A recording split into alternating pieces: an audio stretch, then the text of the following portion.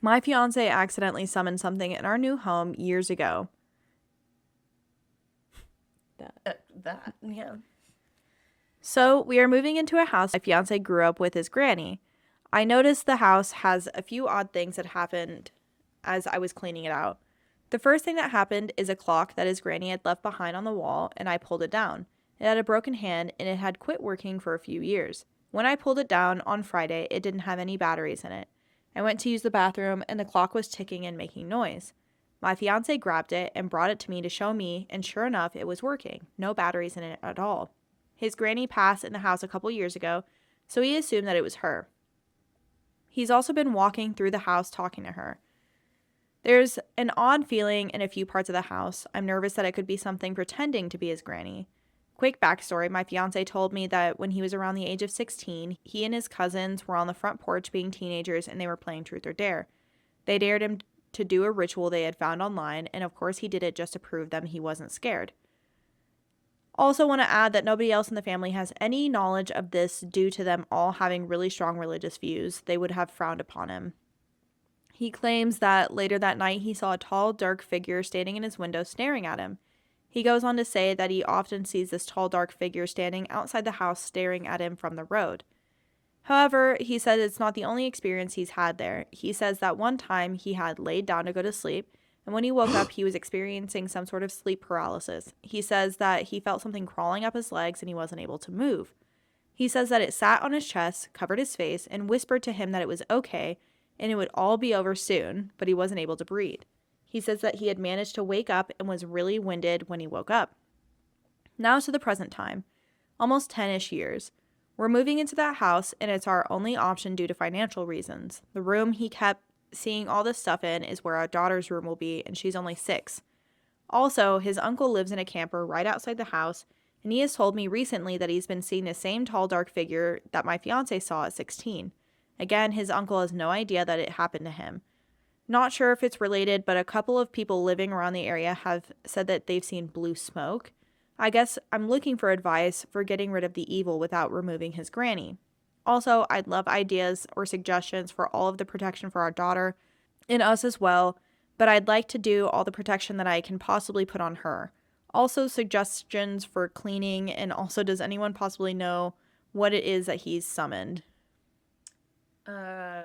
This comment's like, do not put your daughter in that room. Yeah, right? You're like, that's going to be my daughter's room. It's like, why? Yeah, no. Why? Opie, like, comments back, like, definitely not until it's gone. That's not even a question. And the poster responds back, thank God. That's asking for childhood trauma. Yeah, you're like, hey, I know that this room is haunted, but that's going to be your room, sweetie. Yeah. You're going to have a friend in here. Yay. Yeah. Well, the sleep paralysis, I'm like, what if it was his granny? She's like putting a pillow over his face. She's like, you're such a little shit. Yes.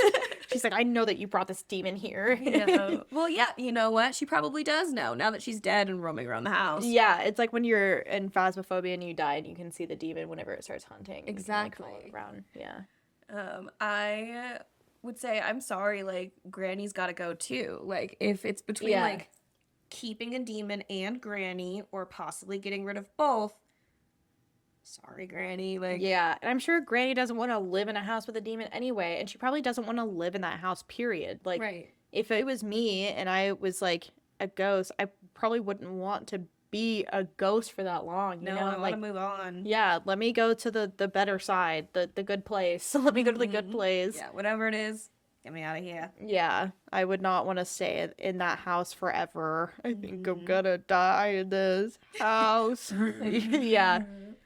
But, I mean, it's kind of crazy that he just kind of, like, didn't bring that up for a long time, and then they started moving back in the house, and he's like, by the way, oh, yeah, so I actually summoned a demon, and I think that demon's still here, so. Yeah. What date would you want that to be told to you on?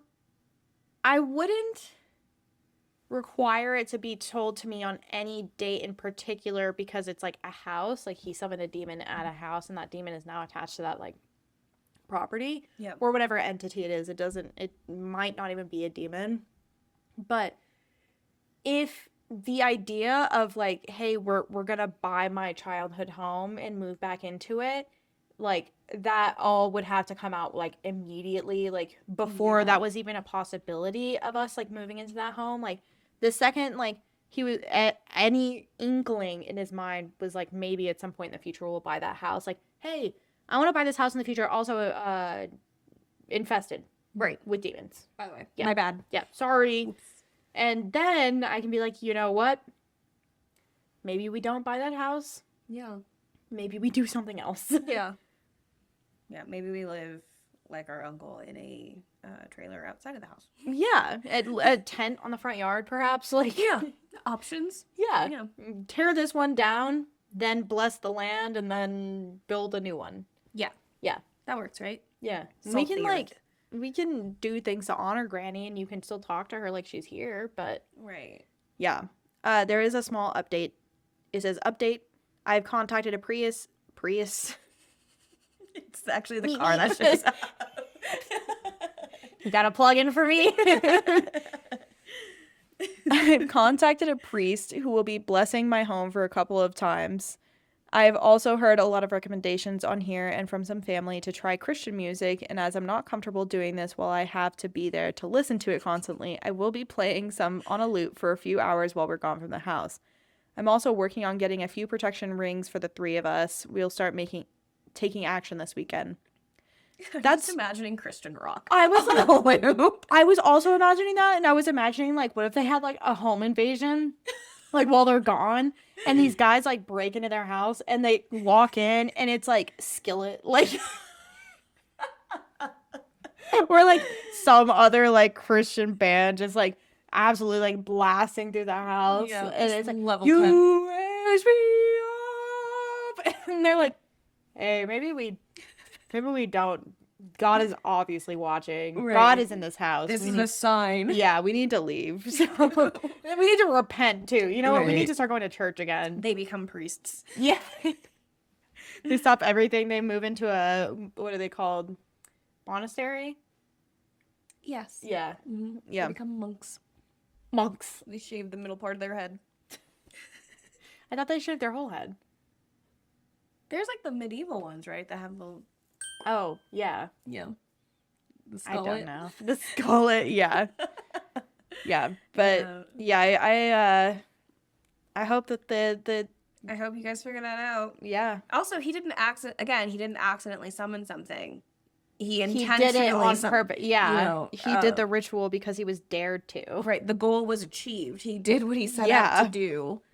So, We should do a not here, but like maybe we do like a staycation yeah. and we like rent a hotel room. Maybe we go to the Oxford. Okay. And we do like Bloody Mary, and we do like the elevator game, and we like try all of these like I'm gonna pee my pants. I would need to be in the tropes of people in horror movies. I would have to be a bit of the stoner on this one, because then I would feel a little more brave than I would normally. But also, does that make you a little more susceptible? Who knows? Because when we did our ghost tour when we were in the basement of the Celtic, I was sitting there and I like got a rush of cold air, possibly the edible kicking in. But because I was stoned and not just like susceptible to freaking out to everything, I looked up and saw an air vent right above me, and I was like, "Oh yes, yes, the AC must have kicked on." debunked." Yeah. Yeah, me sober would have been like Yeah. a ghost. Too Yeah. vigilant. I need to be less vigilant. Which Yeah. it doesn't seem good, right? No. I don't think you want to be less vigilant if No. you're summoning a demon. Yeah, you want to like look wanna up be at on all the it. signs, yeah. Yeah. But in like it within reason, because then it gets to a point where you're like for example, in Ghost Adventures, they're like walking around a haunted hospital or something, and they like hear something like clank, or they hear like a creak, and they're like, "Oh my god, ghost." Me in my house, I hear something clank or get thrown around or like creak, and I'm like, house Right. sounds. Ice machine. Yeah, and I like there's always something that my brain is gonna like associate it to. So it's a hard, and it's like a fine line to walk, because there are some things where you want to especially if you're in the mindset of like, I'm ghost hunting, I'm looking for these things.